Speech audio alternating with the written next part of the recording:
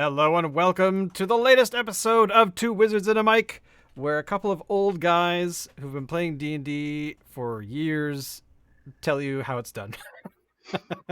Because we're just that old and that wise, hence why we're wizards. I am Shane, and of course to my left, or right, I am Andrew. and first of all, we should talk about your upcoming Kickstarter. Go! Yes, so this Tuesday, Monsters of the Dungeon hits Kickstarter. This guy. And Nice. this is probably going to be our biggest book yet, for sure, our best book.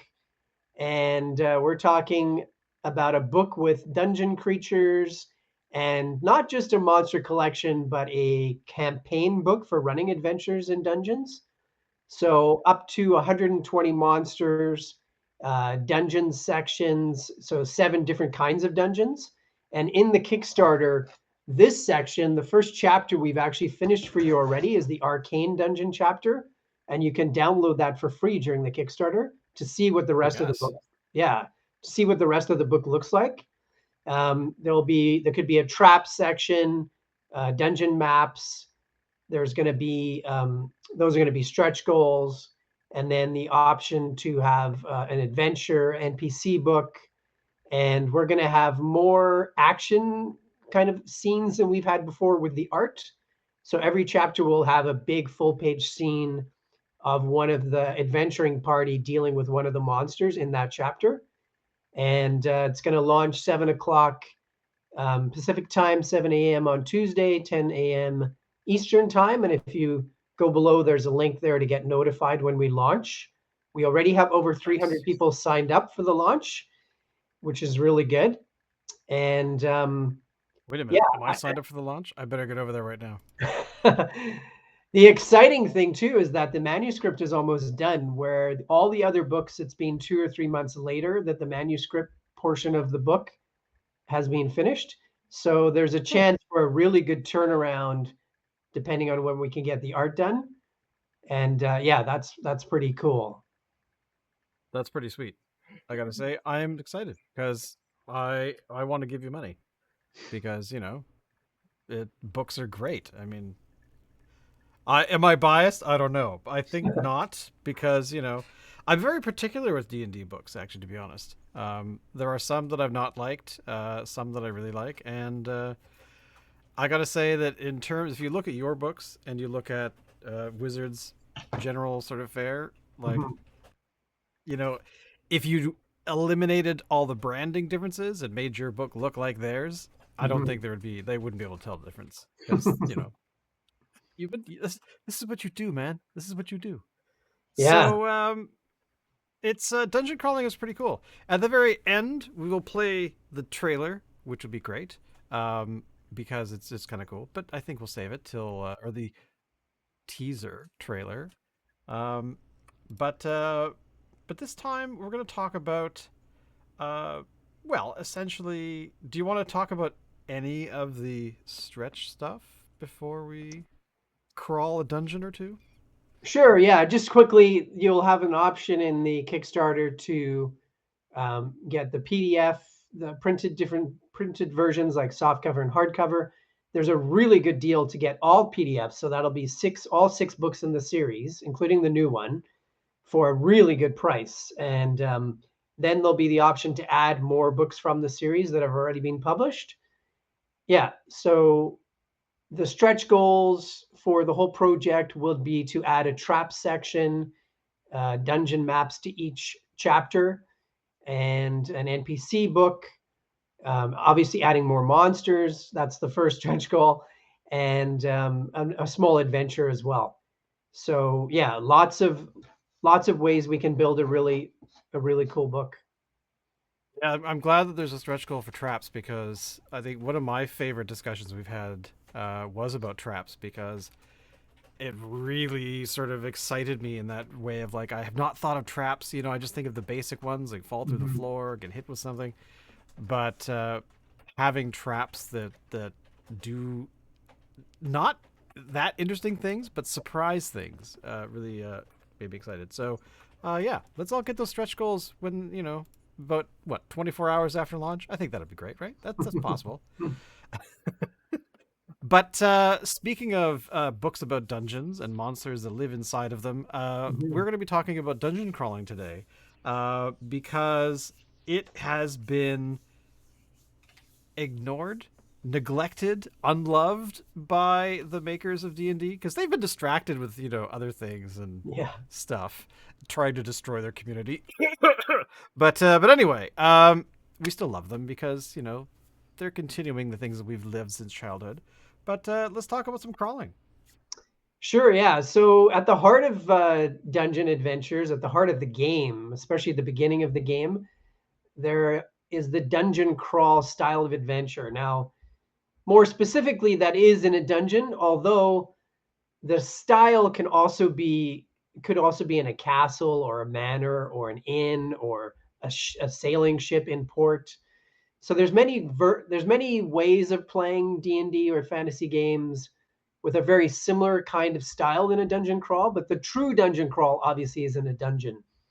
And Yeah. as Shane said, fifth edition hasn't focused at all, has almost ignored it in a way, in many ways. In the Xanathar's book, which I think is really the only really great supplement, in my opinion, from this edition, they have encounter tables for all types of environment except the dungeon. So that just shows you right there. They don't even include it. However, if you do look through the original adventures, the first adventure I ever played was this one, the Keep on the Borderlands, Yeah, yeah. and I love it. yeah, this one had a dungeon. Then next with the group of this was before I was a DM. The group played against the Slave Lord series. This series, there's Yeah. 4 modules in it. That one has definitely a lot of dungeons, and then also around that time, which some people will say was sort of the glory years of adventures for D&D, was the classic Tomb of Horrors. Yeah. So there were many dungeon environments in the beginning of the game, and most of the newer books still have dungeon crawls or dungeon crawl like encounters, but they just don't focus as much on them. Um, Really, this is the original way of the game started, the style where you're moving from one chamber to another. It's a Yeah. really good way to start new players because it's very simple and very straightforward. And it's also a really good place for low level characters because you can have many of the low level creatures in Dungeons and Dragons actually are dungeon creatures. Most of the adventures in the original game had dungeons. Some had this concept of a mega dungeon, which has hundreds or thousands of chambers. And in our upcoming books, we're going to have in this new Monsters of the Dungeon book, we're going to have 7 kinds of dungeons.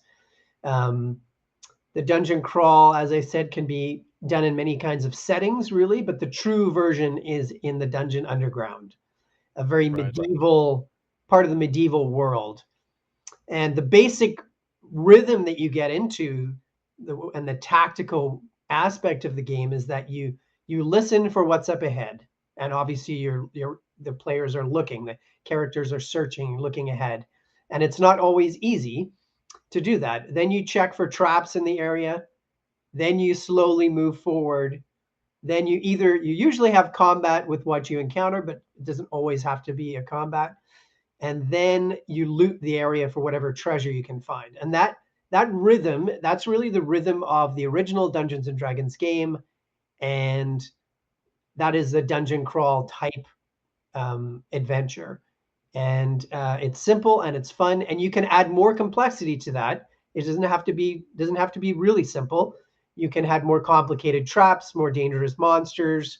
You can have a bigger area. So, but this is what you build from. Back then, it was always helpful to have a fighter class because of the environment that you're in. So the fighter, the ranger, or the paladin. For healing, you always wanted to have a cleric or a paladin. Useful to have a spellcaster, at least one. And then rogues help do some of those things like open locked doors and treasure chests, and they can sneak ahead a bit. One of the main parts of the dungeon crawl that's different is that a direct assault on a dungeon is usually not a great idea because it can be well defended, like the Yeah. Helm's Deep Keep in Lord of the Rings. Dungeons are a really good place for a smaller group to hold off a larger group. So many times it's better to be stealthy in that situation. It just popped into my mind that I actually have a book over on my shelf, a little booklet, one of those uh, Hilroy, lined paper things, and I had like two or three of those when I was about 10. Mhm. And when you were talking about how dungeon crawls were moving from one space to another, I actually created these created as much as a 10-year-old can. Yeah. Uh, these rooms. I just drew a strange, shape of a room and then put M for monster or V for vampire and stuff like that. And I filled an entire book with that, thinking that was an adventure, I guess, at the time. But yeah, sorry, that just popped into my head. Yeah, no, that's true. That's really at the heart, the beginning of the game. You'd get graph paper or any kind of paper you could get and start to sketch out a dungeon or and yeah, that was the origins of the game. I think that's at the heart of the game still is that sort of adventure, that style. It doesn't necessarily have to be underground, but that style is really the core of the game. Yeah. Um, so the dungeon environment, this is what's special, and the true dungeon crawl is underground. Light is an issue, so you're going to need torches. Dark vision can help, but both of those have their limits. Dark vision, you can't see color, you can't see very far, and the torches are going to eventually burn out. So you're going to have you're going to have many of them.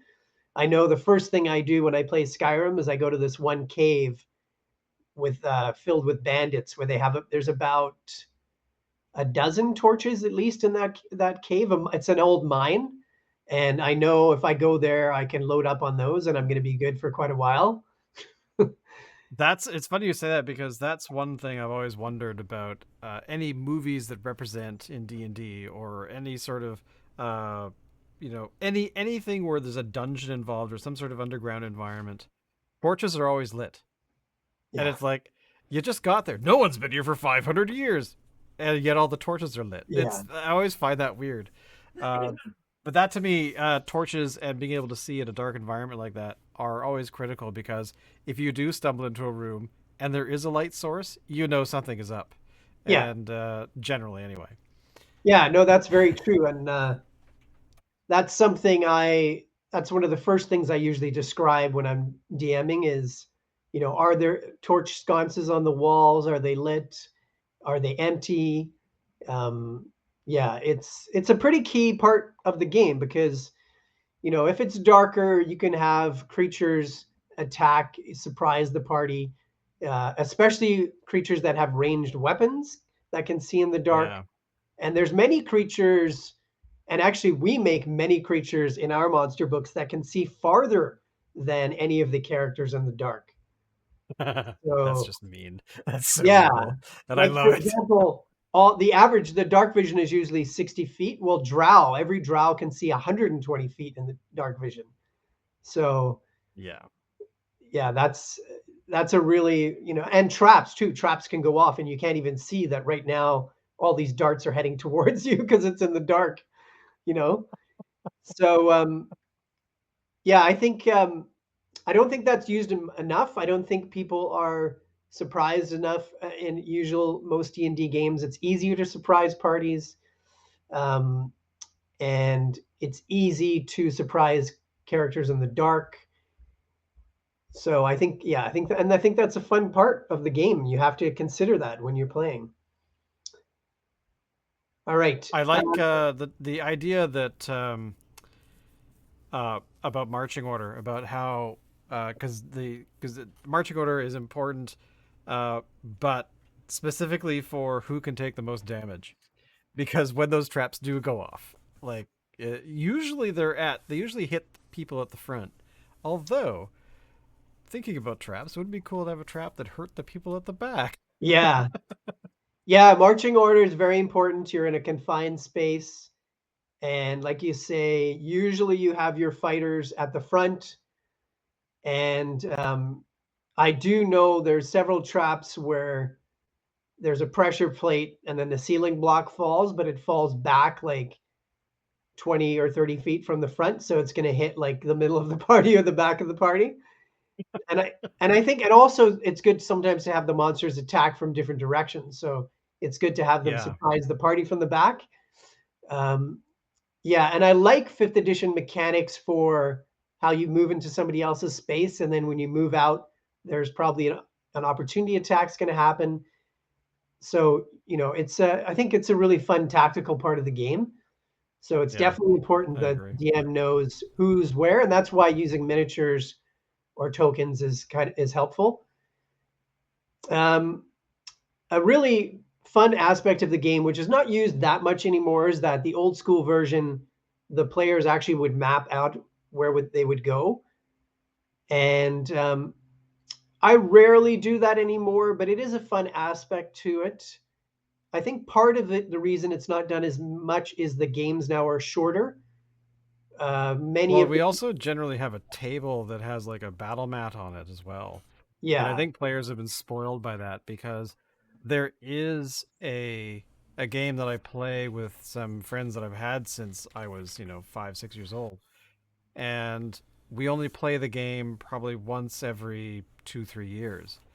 And but the DM, my friend who runs it, is very specific about how he likes, because he knows that we're not going to play every other week. We're going to play Mhm, probably once every year because half of the players are in Ontario, and we only play when we go to his house in Surrey. mhm, So when we do go, I actually have this book, this spiral bound book that has my character sheet at the front, and it has I've written notes for like 6, 7 years now, and I actually have mapped everywhere that we've gone, and it like ranging from where we started to a couple places where we went through portals and different dimension stuff, and I've written everything down, and it's kind of awesome that when I go, I have no memory of what the hell we did last, and I just open this book and I'm like, oh yeah, that's where we've decided to do this thing, and here's where we are right now, and that brings it all back. And I wish that players were forced to do that a bit more, because that I don't know. There's something really enjoyable and tangible that the players, where the DM can go, here are your miniatures, and they're on the table, and there's nothing, you don't see anything, so you have to draw it. It would be kind of interesting to play differently for a lot of games, because I don't know. I just like that. There's that tangible thing that I always harp about. But yeah, sorry. yeah, no, that's a really good point. I think one of the reasons it's not done as much is games are longer because, games were longer because most of the people playing at the beginning of the game were kids. Where Yeah. now those kids are like me, they're 50s, and kids are still playing. So, and even younger kids can play now. So the games back then you would play, you could play all day or the whole weekend. Where now most games I'd say are 2 to 4 hours. So I think it's a time thing. I think part of it, and then like you say, there are a lot of people who have battle mats, or the players can see the whole map. Yeah. If I want to keep it more of a surprise, which I do sometimes, I cover up sections and then reveal them as the party advances through the dungeon crawl or through the Right. area. So yeah, so that was an interesting aspect of it. Lots of people looking for graph paper in the late 70s and early 80s.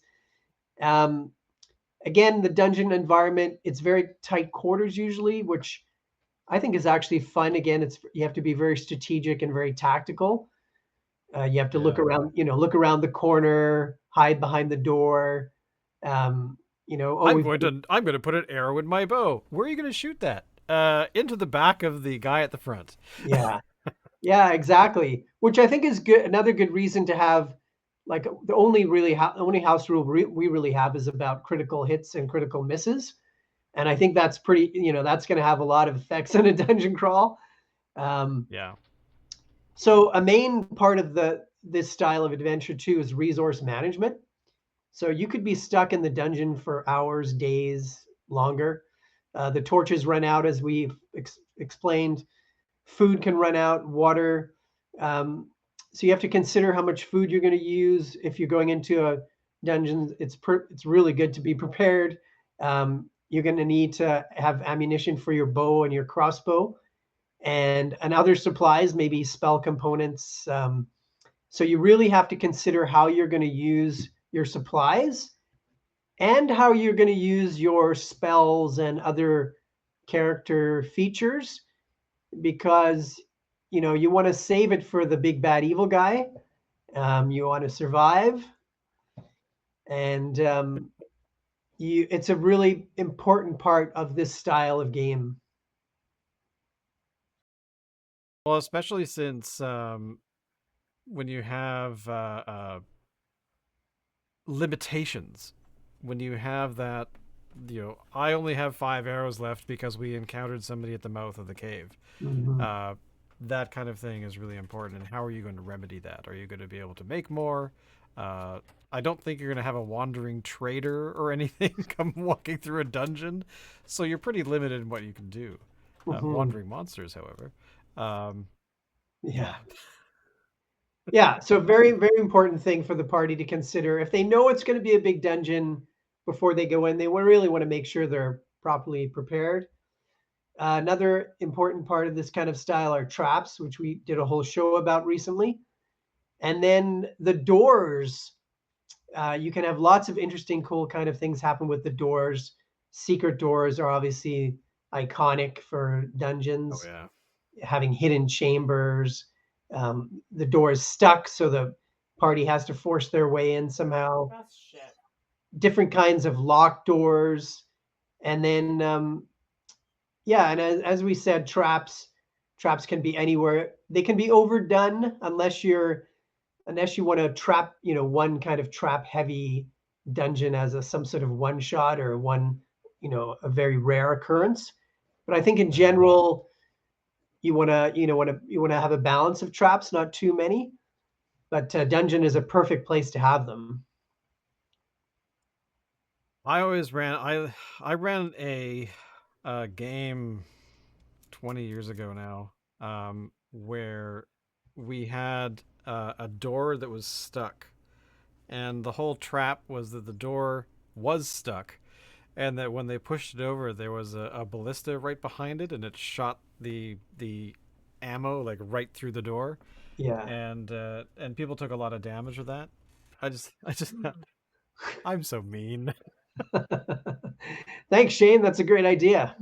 Darn it. I'm sorry, other players. But yeah, just stuff like that where it's like because I always like to try and think about the tropes of stuff, because tropes are Mhm. great in certain ways, but I find that tropes kind of make players a bit lazy, so I kind of want to have things like that, like, I don't know, lava buckets or something dumping on your head all of a sudden, or something strange. Why are Yeah. we covered in oil? What's igniting nearby? That kind of thing. Yeah. Um, but yeah, I can be a little crazy that way, but that's just me. Secret rooms are so common in dungeons that experienced players know to check as much as possible for them because they're usually going to be around. I'm gonna check for secret doors. Yeah, exactly. Um, there's also the issue of getting lost, which again is not as big part of the game anymore, but it's fun to do, whether you're in the wilderness or in a dungeon, especially a big dungeon. You can get lost, and that can extend the stay for a while. Um, surprise, which I mentioned before, easy to catch parties by surprise in a dungeon. Another part of resource management, which we didn't mention, is rest. So Yeah. it might not be very easy to rest, which is we're going to talk about that more in a moment here. So you want to make sure that the party is rested, especially before they go in. And then chases are not as big of a deal these days, but chases in dungeons are fun. There are rules for conducting chases in the fifth edition Dungeon Master's Guide, which I think are pretty simple and pretty useful. Um, Now, one very iconic part of the dungeon crawl is having wandering monsters, which adds to the realism. And in our last episode, we discussed our top 20 dungeon monsters from the monster manual. So, to make it more realistic, if the party decides to try and rest, or if they're spending lots of time in a dungeon, it's nice to have a list of encounters that could happen, and you can either roll for them or just pick them, whatever suits the time. So, wandering monsters are always a classic part of a dungeon crawl. I don't think we run into those as much as I would like. There's definitely, I mean, again, it depends on the environment. Like if you're in a place that's relatively abandoned and there's no reason for a monster to wander through, um, then actually having a monster that does wander through that makes sense, um, because wandering monsters aren't, to me, are not just, there's the monster who's like looking for dinner. Okay, I'm hungry. I'm gonna go wander down this place. But then Mhm. you might have ones that are searching for something as well, like basically on their own little adventure where they've not quite, they've eaten, they're full, but they have something they really want, Right. and depending on the intelligence level, of course, they might not be searching for much, but still, um, and I like that kind of stuff because you're right. It comes down to realistically what is going to be here. Mhm. Like a displacer beast in a, oh, I don't know, a maze in a coliseum. Sure, okay, you might, they've captured it somewhere and they're using it to, like a lion in the arena, um, where you might not run into that often. You may have never seen one before. You might have heard of them, but uh, you may never run into them in the wild. I mean, that's just. I mean, I'm actually not sure what environments do displacer beasts actually realistically live in. I don't even know. But Well, definitely the Underdark, the underworld, because Drow will use them. okay, That's really, I think that's their home in the lore. But as you know, with all the monsters, including the ones we make, you can put them in lots of yeah, lots of places. The thing about wandering monsters, though, is the players don't know. Um, that's true. when a dungeon master makes the dungeon or is using an adventure, the monsters that are in the dungeon already in their locations, those aren't wandering monsters. And if the party, for example, makes a lot of noise and there's a huge fight going on, and say next door there's a group of orcs in a guard room or something, and they hear the noise and they come running, that's not really a wandering monster. That's just one monster from one chamber moving to another. Wandering monsters are these random, sometimes creatures that could be patrolling, and they're not really built into the adventure to have a a a certain set location. Yeah, So they're kind of a more random, spontaneous element to add, but it still needs to have some realism to it.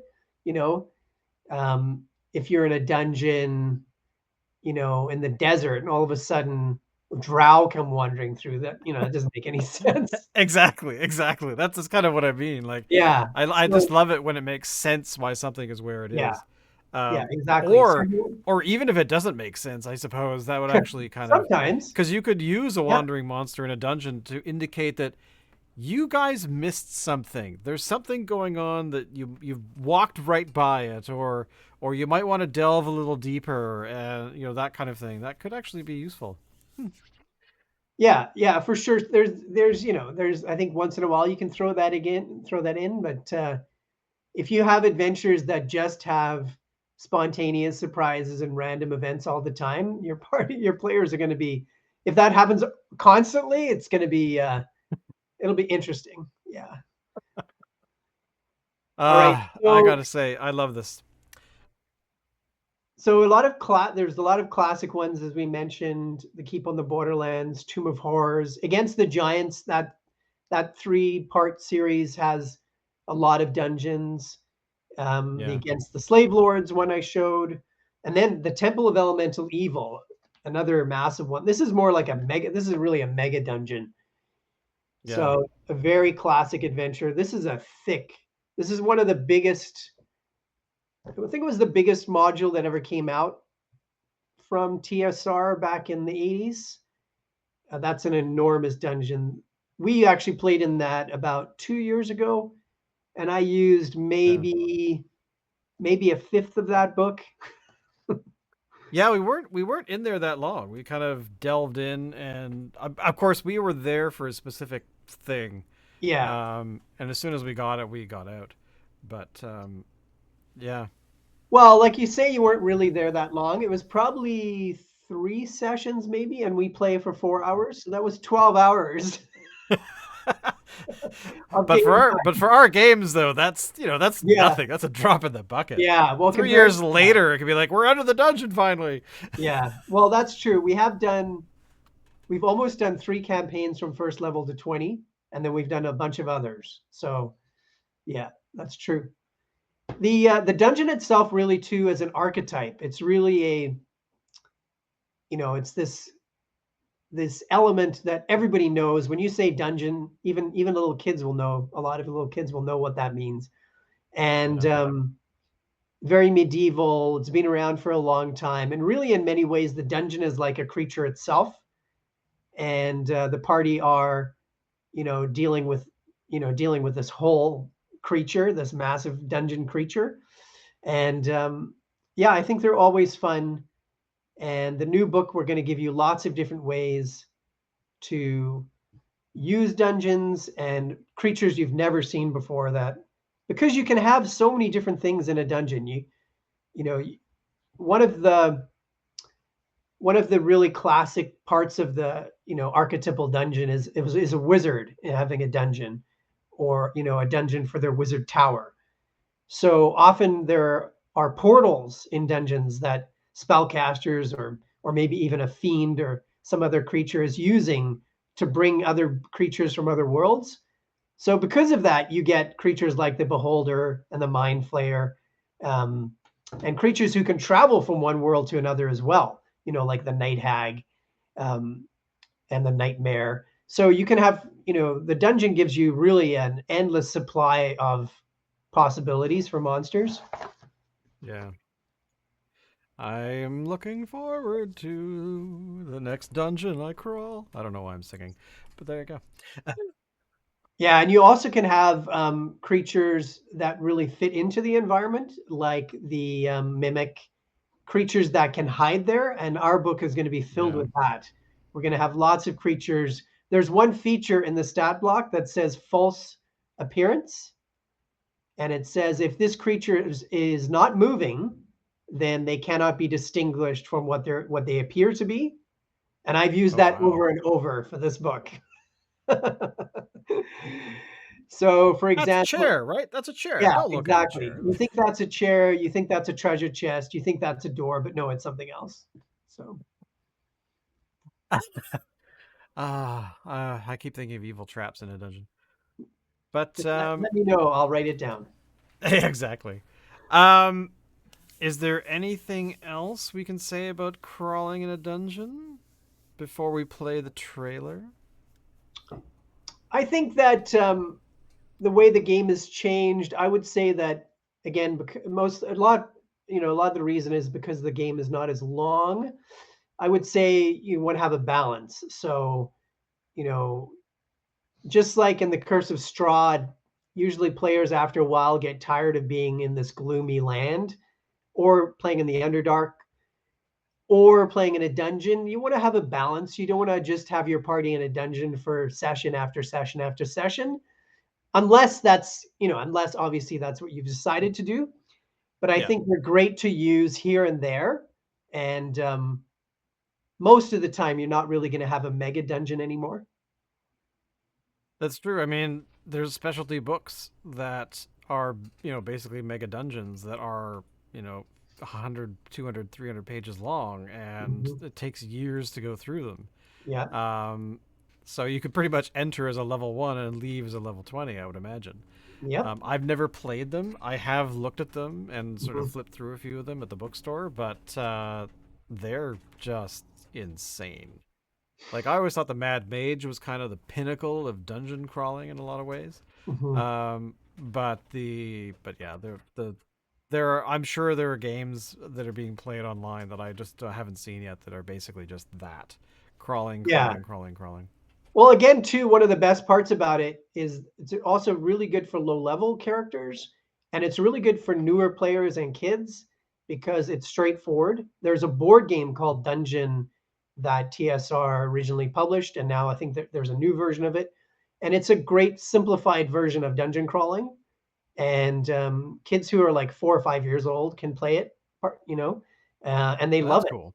Yeah, I know a friend of mine has it, and he's played it with his two daughters for years, and I've played it with my daughter for years. And it's a good way to introduce D&D. And yeah, it's a dungeon crawl is a really good way, and um, like I said, to introduce new players and can be a key part of any campaign too.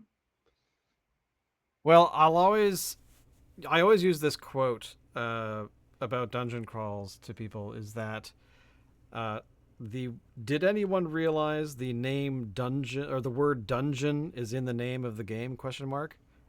Cawood Publishing.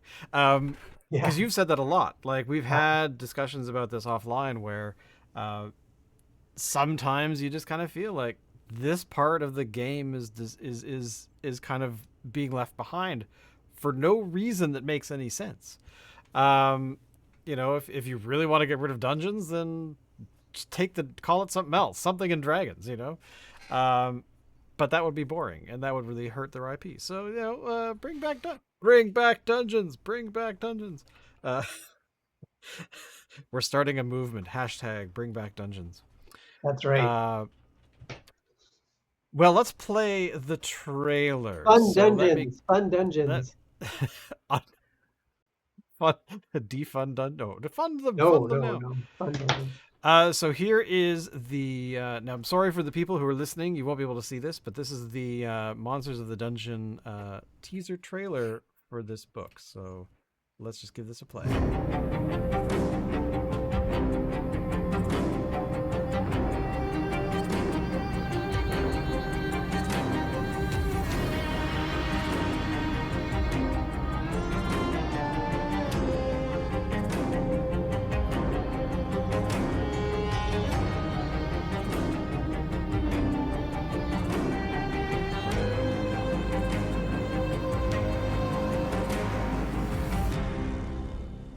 Monsters of the Dungeon, brave the darkness. So, so there you go. So that's all dropping on Tuesday next week, Yeah, which is the 25th? No, yeah, 25th. 25th. Yeah, 7 a.m. Pacific time, 10 a.m. Eastern time. And again, it is a Very cool. 5e book. However, what we're doing this time, because really the only thing that is um, that is a little more complicated to convert to other systems is the stat block of the creature. Everything else in Right. there, the bio, some of the stat block, all the encounters, a lot of the extras we have, that's easy to translate to other games. What we're going to do is we're going to have a conversion tables for Pathfinder and for OSR games.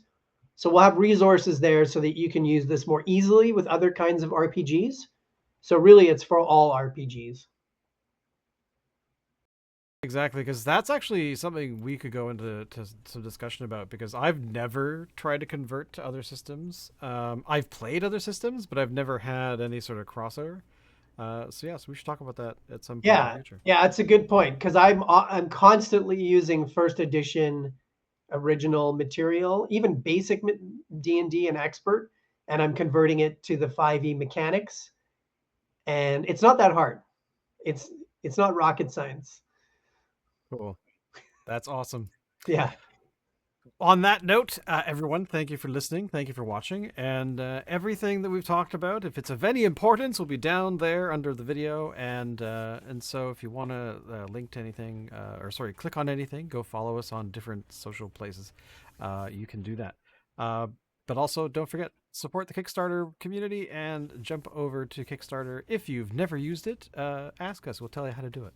Because I've supported, I think, almost every book you've done, like in the last for the Monster series. But yeah, thank you very much, and we'll see you all next week. Bye bye. later.